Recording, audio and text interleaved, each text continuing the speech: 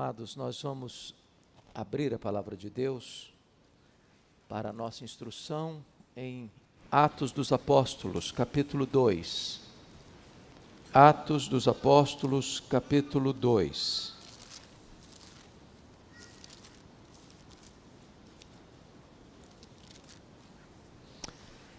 Nós faremos a leitura a partir do verso 14 até o verso 41.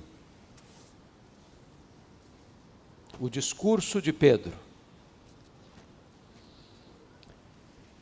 Então se levantou Pedro com os 11 e, erguendo a voz, advertiu-os nestes termos: varões judeus e todos os habitantes de Jerusalém, tomai conhecimento disto e atentai nas minhas palavras. Estes homens não estão embriagados, como vindes pensando, sendo esta a terceira hora do dia. Mas o que ocorre é o que foi dito por intermédio do profeta Joel. E acontecerá nos últimos dias, diz o Senhor, que derramarei do meu espírito sobre toda a carne. Vossos filhos e vossas filhas profetizarão, vossos jovens terão visões, e sonharão vossos velhos. Até sobre os meus servos e sobre as minhas servas derramarei do meu espírito naqueles dias, e profetizarão.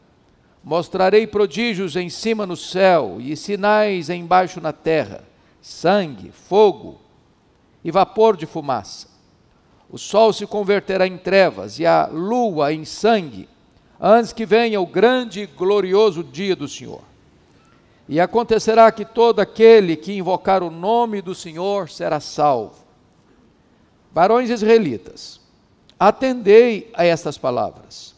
Jesus, o Nazareno, varão aprovado por Deus diante de vós com milagres, prodígios e sinais, os quais o próprio Deus realizou por intermédio dele entre vós, como vós mesmos sabeis, sendo este entregue pelo determinado desígnio e presciência de Deus, vós o matastes, crucificando-o por mãos de iníquos, ao qual, porém, Deus ressuscitou, rompendo os grilhões da morte, porquanto não era possível fosse ele retido por ela. Porque a respeito dele, diz Davi, diante de mim via sempre o Senhor, porque está à minha direita para que eu não seja abalado. Por isso, se alegrou meu coração e a minha língua exultou. Além disto, também a minha própria carne repousará em esperança, porque não deixará a minha alma na morte, nem permitirás que o teu santo veja corrupção. Fizeste-me conhecer os caminhos da vida, encher-me-ás de alegria na tua presença. Irmãos, seja-me permitido dizer-vos claramente a respeito do patriarca Davi, que ele morreu e foi sepultado, e o seu túmulo permanece entre nós até hoje. Sendo, pois, profeta, e sabendo que Deus lhe havia jurado que um dos seus descendentes se assentaria no seu trono, prevendo isto, referiu-se à ressurreição de Cristo, que nem foi deixado na morte, nem o seu corpo experimentou corrupção. A este Jesus, Deus ressuscitou, do que todos nós somos testemunhas. Exaltado, pois, à destra de Deus, tendo recebido do Pai a promessa do Espírito Santo, derramou isto que vedes e ouvis. Porque Davi não subiu aos céus, mas ele mesmo declara: disse o Senhor ao meu Senhor, assenta-te à minha direita, até que eu ponha os teus inimigos por estrado dos teus pés. Esteja absolutamente certa, pois, toda a casa de Israel, de que a este Jesus que vós crucificastes, Deus o fez Senhor e Cristo. Ouvindo eles estas coisas, compungiu-se-lhes o coração e perguntaram a Pedro e aos demais apóstolos: que faremos, irmãos? Respondeu-lhes Pedro: arrependei-vos, e cada um de vós seja batizado em nome de Jesus Cristo para a remissão dos vossos pecados, e recebereis o dom do Espírito Santo, pois para vós outros é a promessa, para vossos filhos, e para todos os que ainda estão longe, isto é, para quantos o Senhor nosso Deus chamar. Com muitas outras palavras deu testemunho e exortava-os dizendo: salvai-vos dessa geração perversa. Então, os que lhe aceitaram a palavra foram batizados, havendo um acréscimo naquele dia de quase 3.000 pessoas. Amém? Meus amados, eu gostaria de pensar um pouco com vocês nesta manhã sobre a pregação do apóstolo Pedro. Um modelo para nós de pregação. A Bíblia nos informa que Jesus Cristo, na plenitude dos tempos, veio ao mundo, o Verbo se fez carne, habitou entre nós, cheio de graça e de verdade. A Bíblia diz que ele andou por toda parte, fazendo o bem, libertando os oprimidos do diabo, realizando sinais, milagres, prodígios, maravilhas. Os cegos viram, os surdos ouviram, os mudos falaram, os coxos andaram, os mortos ressuscitaram. Jesus, cumprindo então a agenda do Pai, subiu para Jerusalém, onde tinha certeza de que ele seria preso, acusado, condenado, crucificado, sepultado, para ressuscitar o terceiro dia. E diz a Escritura que, após ressuscitar gloriosamente, ele passa entre os seus discípulos mais 40 dias, dando provas incontestáveis da sua ressurreição. E então foi assunto aos céus,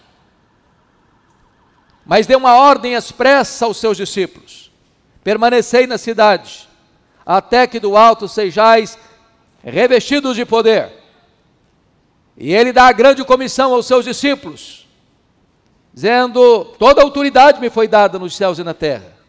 Indo, portanto, fazei discípulos de todas as nações, batizando-os em nome do Pai, e do Filho, e do Espírito Santo, ensinando-os a guardar todas as coisas que vos tenho ordenado. E eis que estou convosco todos os dias, até a consumação dos séculos. Então, em obediência à orientação clara de Jesus, 120 retornam ao cenáculo, onde Jesus estivera com seus discípulos na festa da Páscoa. Lá estavam os apóstolos, lá estavam as mulheres da Galileia, que sustentaram financeiramente o ministério de Jesus. Lá estava Maria e os seus outros filhos, que passaram a crer em Jesus depois da sua ressurreição. Lá estavam outros irmãos, ao todo 120 pessoas. E diz a Bíblia que eles todos perseveraram unânimes em oração, aguardando o cumprimento da promessa do Pai, quando seriam revestidos com o poder do Espírito Santo, para serem testemunhas em toda Jerusalém, Judeia, Samaria, até os confins da terra. E diz a Bíblia, era um dia de domingo, era o dia do Senhor. 10 dias depois que estavam ali reunidos, 9 horas da manhã, de repente, o Espírito Santo vem com grande poder sobre eles, como um vento impetuoso, línguas como de fogo, pousando uma sobre cada um deles. E todos começaram a falar em outras línguas as grandezas de Deus. Cada pessoa que estava ali, de diferentes partes do mundo, escutavam na sua própria língua. E este fenômeno atrai uma multidão ao local. E quando a multidão chega, eles olham aquele fenômeno extraordinário e não conseguem discernir o que está acontecendo. Uns olharam com ceticismo, perguntando: o que quer isso dizer? Outros olharam com preconceito e disseram: são galileus.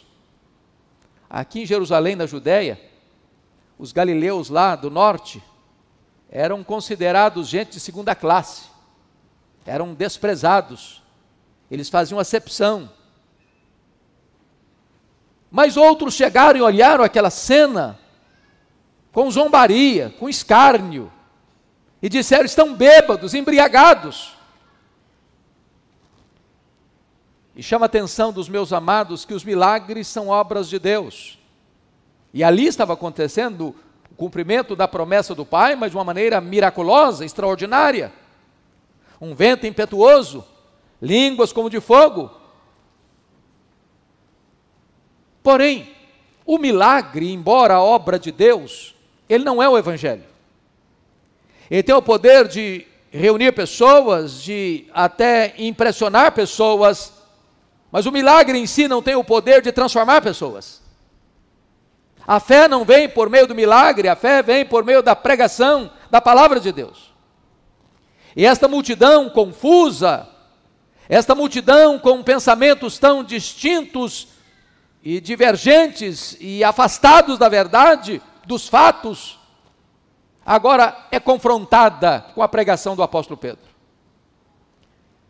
O livro de Atos, irmãos, embora seja chamado de livro de Atos dos Apóstolos, dedica-se mais particularmente a dois personagens. Do capítulo 1 ao capítulo 12, praticamente, dedica-se ao apóstolo Pedro. Do capítulo 13 em diante, dedica-se mais particularmente ao apóstolo Paulo. E hoje, nesta manhã, eu gostaria de pensar com vocês sobre as características desta pregação de Pedro. A primeira marca que os reformadores entenderam de uma igreja genuína, verdadeira, é a pregação fiel da palavra de Deus.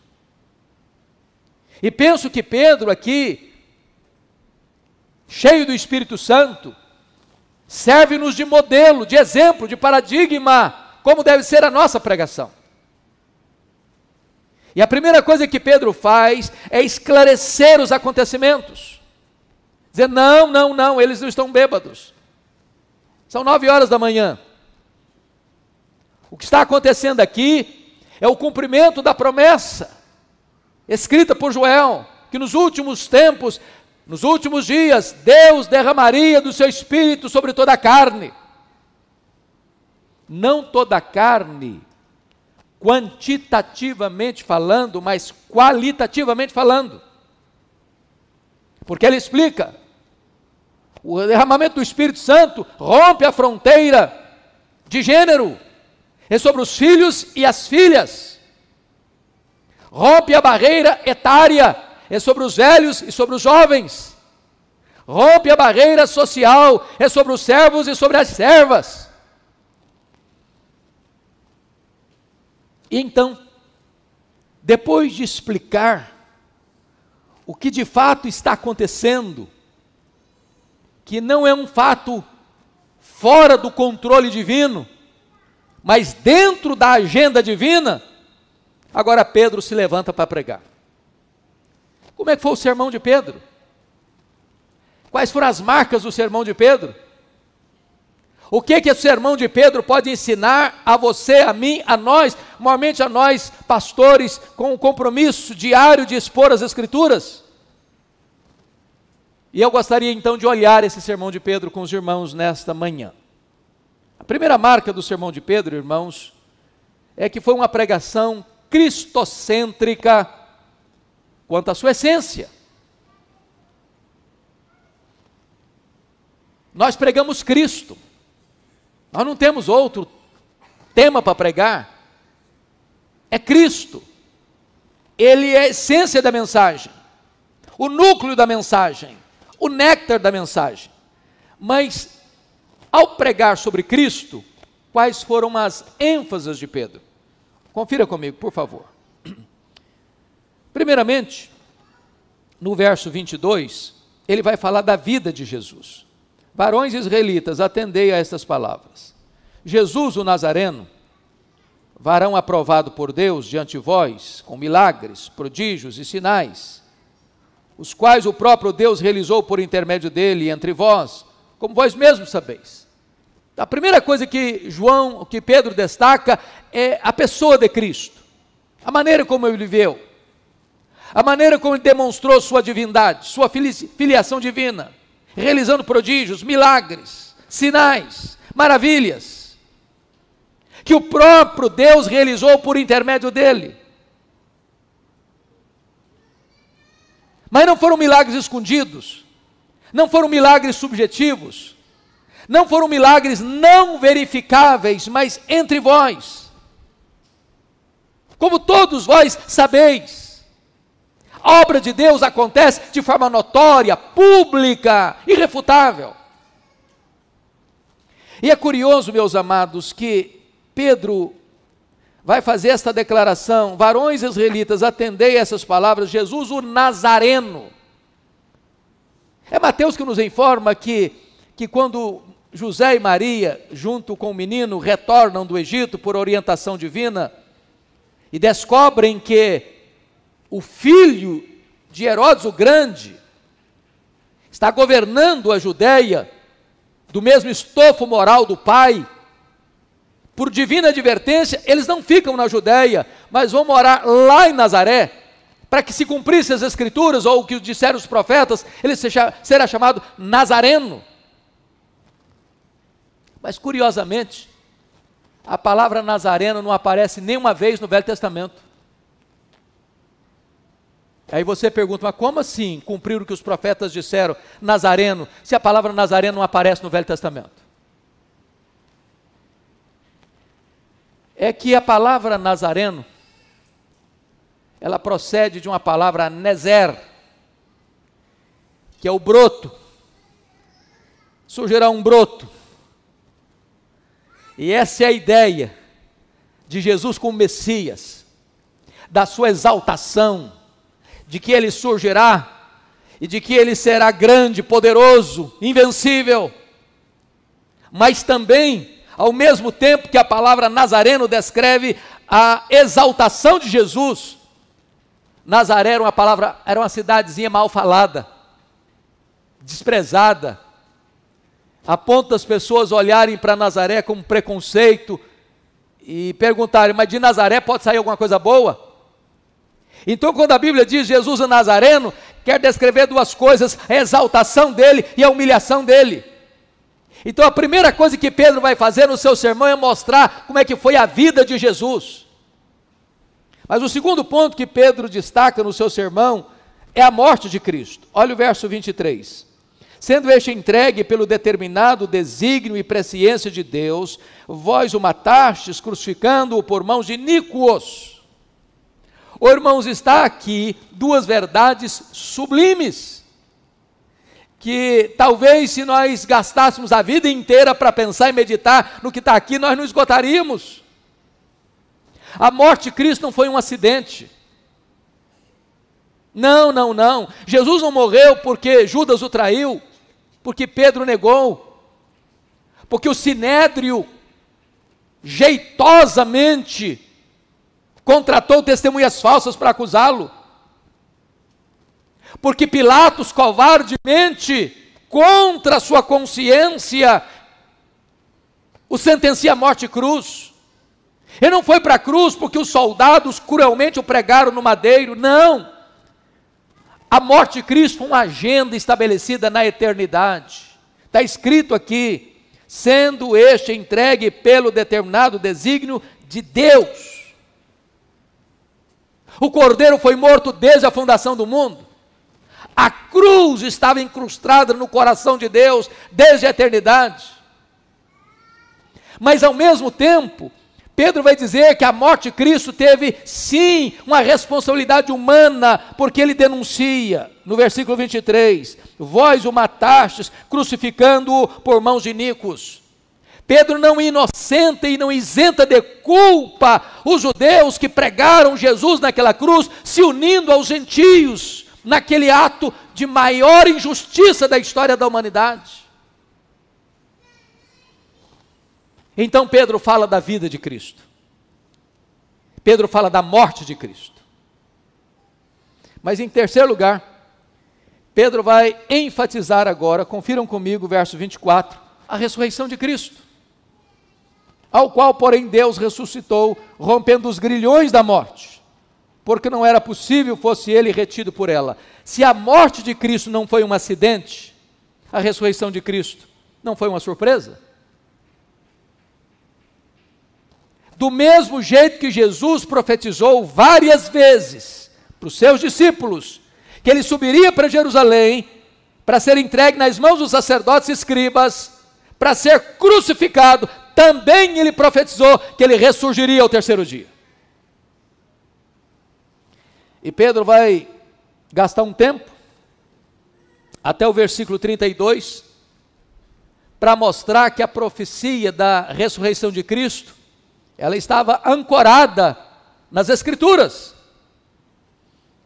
Porque quando Davi falou de que o seu corpo não experimentaria, que o corpo não experimentaria corrupção, que a morte não o deteria, ele não está falando dele. E Pedro diz, vocês sabem disso, o túmulo de Davi está aqui, todo mundo sabe. E quando Pedro disse isso, Davi já tinha morrido há 1000 anos, estava lá o túmulo dele.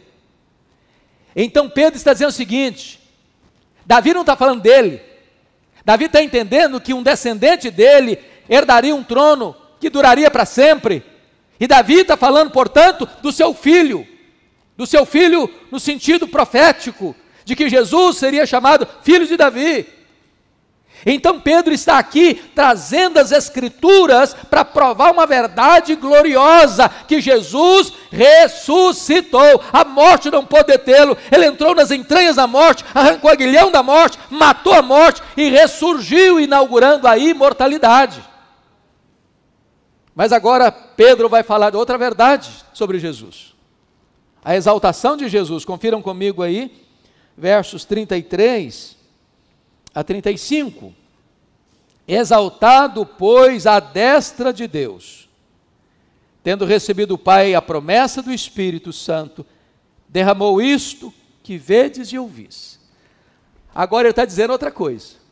Esse Jesus que ressuscitou foi exaltado, ascendeu aos céus. Na linguagem de Hebreus capítulo 1, ele foi saudado apoteótica e arrebatadoramente pelos anjos. E ele assentou-se à direita de Deus Pai. E coube-lhe a autoridade de derramar o Espírito Santo sobre a igreja. E Pedro está dizendo o seguinte, o que vocês estão vendo aqui, este derramamento do Espírito, é promessa de Deus também, dada ao seu Filho, que tendo ele sido exaltado, e Paulo diz que ele foi exaltado sobremaneira, não tendo como exaltá-lo mais, em grau absoluto, superlativo, ele então derrama o Espírito Santo, para ficar para sempre com a igreja.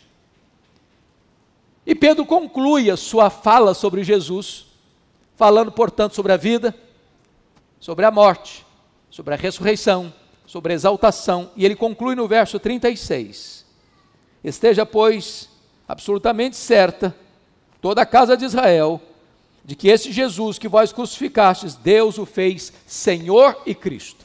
Agora Pedro fala do senhorio de Cristo. Não é César, não é Pilatos, não são os membros do Sinédrio, não é nem mesmo o diabo, nem mesmo os grandes deste mundo. O Senhor é Jesus. Ele é o Rei dos reis, Ele é o Senhor dos senhores, Ele está no trono, Ele tem toda a autoridade, todo o poder nos céus e na terra. Ele governa as nações, Ele dirige o universo, Ele é o cabeça da igreja, Ele é o intercessor da igreja, Ele está entronizado como Senhor absoluto. Irmãos, esta é a essência do Evangelho, é Jesus. Esta é a essência da pregação. Então a primeira verdade que Pedro traz é que a pregação é o quê? Cristocêntrica em sua essência. Em segundo lugar, a pregação de Pedro foi uma pregação eficaz quanto ao seu propósito. Veja comigo o verso 37. Ouvindo eles estas coisas, compungiu-se-lhes o coração e perguntaram a Pedro e aos demais apóstolos: que faremos, irmãos? Oh, amados irmãos, como eu preciso, como os meus queridos colegas precisam, dessa característica da pregação.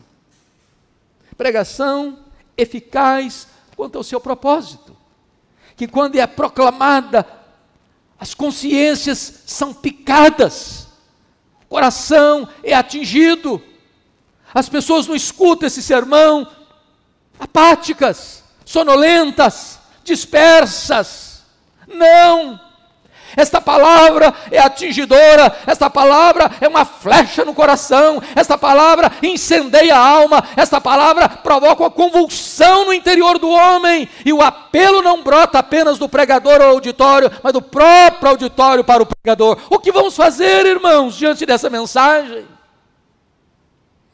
Como precisamos, desesperadamente, de experimentarmos esta mesma verdade. Mas em terceiro lugar, a pregação de Pedro foi uma pregação clara quanto às suas exigências. Olha comigo o verso 38. Respondeu-lhes Pedro: arrependei-vos e cada um de vós seja batizado em nome de Jesus Cristo, para a remissão dos vossos pecados, e recebereis o dom do Espírito Santo. Notem vocês, irmãos, que arrependimento é a manchete do reino de Deus. Foi a pregação dos profetas, foi a pregação dos apóstolos, foi a pregação dos pais da igreja, foi a pregação dos reformadores, foi a pregação dos puritanos, foi a pregação dos avivalistas, deve ser a pregação da igreja hoje. Arrependei-vos. Parece que esta é uma mensagem tão distante dos púlpitos brasileiros. Hoje a maioria das pregações é libertação. Você precisa ser liberto. Tem um encosto em você. Tem um mal olhado sobre você. Você precisa ir num guru espiritual para ele libertar você. Meus irmãos, ainda que as pessoas fossem libertas de possessão demoníaca, o problema não estava de todo resolvido. O problema do homem é que ele é culpado diante de Deus. Todos pecaram e destituídos estão da glória de Deus. E a não ser que o homem e a mulher se arrependam, eles não podem ser salvos. Arrependei-vos. E a promessa é remissão de pecados. E a promessa é dom do Espírito Santo. Em outras palavras, meus irmãos, a maneira do homem ser perdoado é quando ele dá evidência de arrependimento. Deixe-lhes dizer isso. O amor de Deus é incondicional, mas o perdão de Deus não. Perdão de Deus requer o quê? Arrependimento. E aos que se arrependem, aos que são recebidos a comunhão da igreja pelo batismo, esses recebem a promessa do perdão, da remissão e também do dom do Espírito Santo. Fica claro, portanto, as exigências. Não é adesão, é conversão. Mas em quarto lugar, irmãos, a pregação de Pedro foi uma pregação específica quanto à promessa. Porque se vocês perceberam, tem uma promessa para o passado e tem uma promessa para o futuro. E a promessa para o passado é remissão de pecados. E a promessa para o futuro é o dom do Espírito Santo. E ele está falando de uma plenitude, de um despertamento, de um avivamento, de um derramar copioso. E notem vocês que esta promessa não ficou limitada àqueles que receberam no dia de Pentecostes. Porque Pedro disse: essa promessa é para vós. Essa promessa é para os vossos filhos. Essa promessa é para aqueles que ainda estão longe. Esta promessa é para quantos o Senhor nosso Deus chamar. Então eu quero dizer a você que a igreja pode e deve ter expectativa de grandes avivamentos espirituais. É promessa de Deus para nós. Mas finalmente, a pregação de Pedro, irmãos, foi uma pregação vitoriosa. Quinto lugar, último lugar, a pregação de Pedro foi uma pregação vitoriosa quanto aos seus resultados. Vejam comigo, por favor, o versículo 41. Então os que lhe aceitaram a palavra foram batizados, havendo um acréscimo naquele dia de quase 3.000 pessoas.